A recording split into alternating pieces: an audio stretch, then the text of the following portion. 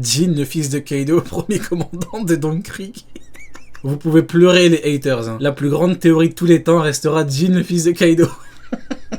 Pleurez les mecs, pleurez. C'est la plus grande théorie de tous les temps. Il a un dragon sur sa veste, donc c'est le fils de Kaido. Les anglophones sont fous. Concernant ses épées, Ils ont dit il a un dragon sur sa veste, alors c'est le fils de Kaido. Non, ils sont vraiment forts. Zoro a utilisé le Wado Ishimonji, une des 21 grandes lames de One Piece, une lame qui a été forgée par Kozaburo Shimotsuki et qu'il l'avait d'abord offert à son fils Kushiro, le sensei du dojo Ishin. Ce sabre appartenait à la base à Kuina, puis à sa Et il a un nom d'alcool, et Kaido aime beaucoup boire. Donc du coup c'est le fils de Kaido, bah forcément. Ah, c'est totalement logique, hein. mort. Elle a été donnée. Mais bon, après, en vrai de vrai, plus sérieusement, on est dans une continuité de théories de merde qui n'auraient jamais dû exister. Mais bon, après, c'est pas grave. C'est le divertissement, il en faut, les mecs. Hein. C'est important. C'est comme dans les rapports de force. Hein. Il faut du... C'est pas drôle. C'est la personne qui dit Mio qu'il est plus fort que Shanks. C'est pas drôle, les mecs. C'est pas drôle. Donc voilà pourquoi c'est un peu paradoxal. Parce que d'un côté, je me dis, c'est vraiment triste que des gens pensent ça. Mais d'un autre côté, je me dis, heureusement qu'ils sont là parce que c'est divertissant. C'est pareil pour plein de sujets. Vous voyez ce que je veux dire? Fujitora niveau Kaido. Très divertissant. Dommage, mais très divertissant. Zoro Donc je vis continuellement avec ce paradoxe.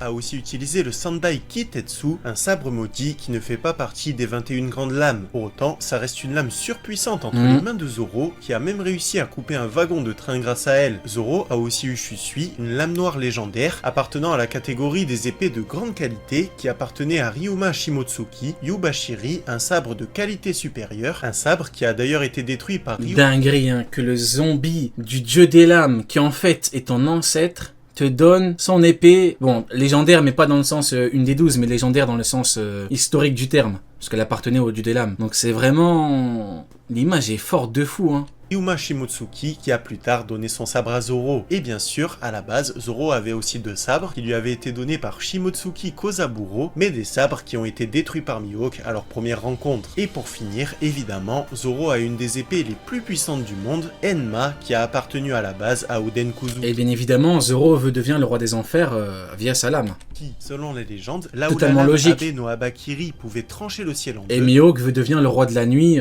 via Yoru, bien évidemment. la lame Enma aurait le pouvoir de percer le fond de l'enfer. Cette lame surpuissante a été offerte par Iyari à... Le pire, c'est que ce serait classe de fou. Le roi de la nuit. Ce serait ouf, non? Le roi de la nuit. En termes de surnom, j'ai maîtrisé Yoru. Maintenant, j'ai su le roi de la nuit.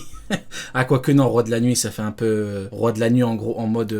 ceux qui dansent et tout, genre... Non, ouais, non, c'est pas ouf. Roi de la nuit, je pensais plus au côté Dracula du terme, mais il y a double sens qui colle pas trop avec Mihawk. Zoro, qui accepta d'échanger le Shusui contre elle. Cette Le roi des boîtes de nuit. Ouais, je pensais à ça, je me dis, ouais, finalement, c'est pas... le roi du PMU. Le roi du PMU, je suis éclaté. Mais non, non, non... appartient aux 21 sabres. Ouais, je retire ce que j'ai dit. Bah, quoique, non. Ram Stoker et tout, c'est... Ça peut coller, hein, franchement, ça peut coller, mais bon. Grade, et elle est tellement puissante qu'elle a même réussi à entailler grièvement Kaido, même si cette Oh le bâtard, ça fait un peu Francky Vincent. lame a pour Tu veux mon haki? Oui, oui, oui, oui. Je vais te les donner. va drainer énormément le haki de l'armement de l'utilisateur. Ça c'est Mihawk avec son HDO. Vous voyez le HDO qui le transmet gracieusement à ses ennemis. Tu veux mon haki? Oui, oui, oui, oui. Je vais te les donner. Oui, oui, oui. Ah, je suis éclaté. Allez, avançons. On va quand même terminer la vidéo. Concernant ces Je suis éclaté. C'est tellement lui. Avec son HDO de con là qui transmet... Parce que bien évidemment il est extrêmement sympathique, extrêmement bienveillant. Hein. Il transmet du HDO+, à des gens qui n'ont pas le HDO+. Hein. Il le transmet à ses ennemis parce qu'il en a envie. Dès le début de l'œuvre, Zoro était un personnage surpuissant. En effet, au tout début de la série, il était déjà très craint et très respecté comme étant un des chasseurs de pirates les plus célèbres au monde. Zoro est adepte d'un style de combat qu'il a lui-même baptisé Santoryu, c'est-à-dire le style de combat à 3 épées. Par cet entraînement, Zoro a développé la capacité de trancher l'acier et il possède aussi un pouvoir enfoui au fond de lui qu'on ne l'a vu utiliser que 2 fois, l'Ashura. Ce pouvoir va décupler le haut de son corps, faisant de lui un homme avec 6 bras et 3 têtes et donc pouvant manier 9 sabres. Une technique Dinguerie, hein. À l'époque c'était tellement choquant, c'était tellement grave. Quand on a découvert Zoro, enfin même tout le monde, hein, en tant que n'importe quel lecteur ou n'importe quelle personne qui regarde l'animé, quand tu découvres le Ashura, tu pètes un câble. Hein. Tu te dis putain, Oda il est fort. Hein.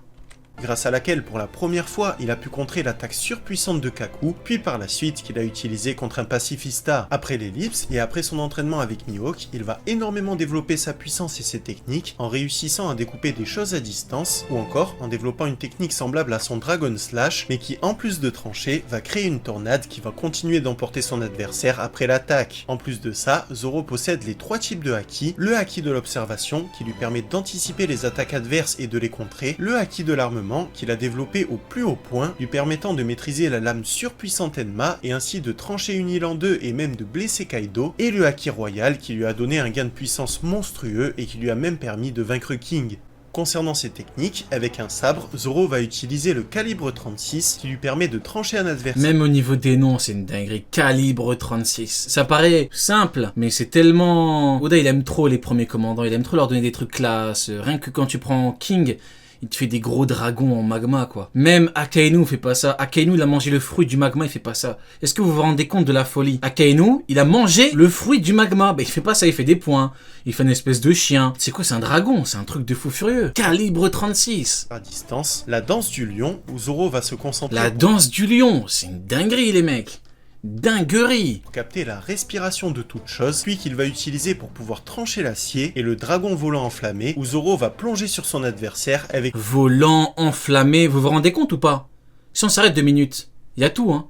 Dragon volant enflammé. Non, la maladie mentale. Autour de lui qui représente un dragon cracheur de feu. Non, Concernant dinguerie. ses techniques à 2 sabres, Zoro utilise le Falcon Wave, le Rhino Tourbillon, le calibre 72 qui est la version Dinguerie. évoluée du calibre 36, ou encore le Découpe Slash où il va Même au niveau des techniques, ça se voit, Zoro c'est un perso qui a été fait pour être aimé. Tu peux pas dire, tu peux pas lui trouver des défauts à ce niveau-là. Non, c'est très compliqué, hein. frapper dans tous les sens avec ses 2 lames. Pour les techniques à 3 lames, Zoro va utiliser... Alors que, faut être honnête, Sanji, bon tout à l'heure j'ai vanté Sanji vis-à-vis de Zoro, maintenant faisons l'inverse. Alors que Sanji, il y a beaucoup plus de fans qui auraient tendance à moins aimer ses techniques parce que c'est lié à des plats. C'est côte de bœuf, ouais, c'est des trucs comme ça.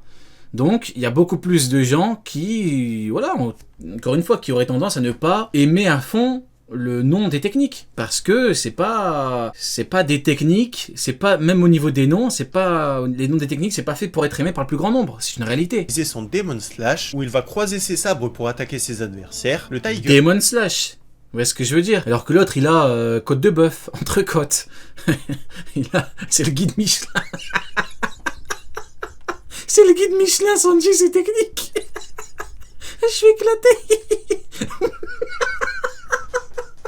C'est Philippe et je te beste. C'est trop grave. Tiger Slash où il va trancher sa cible verticale.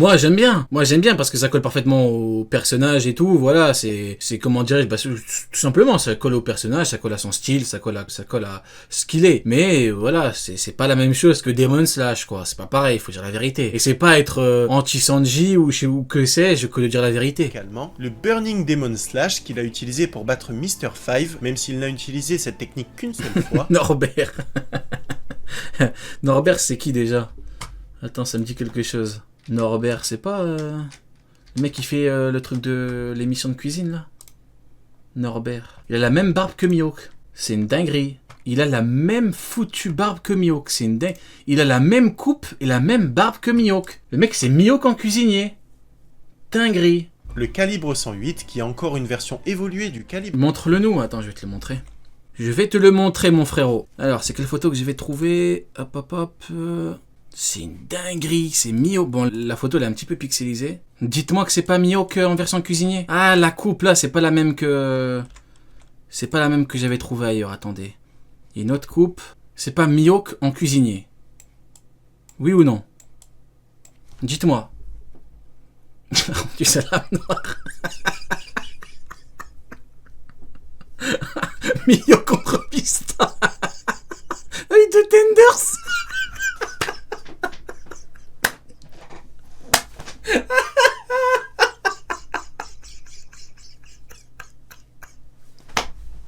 Il a dit avec de tenders.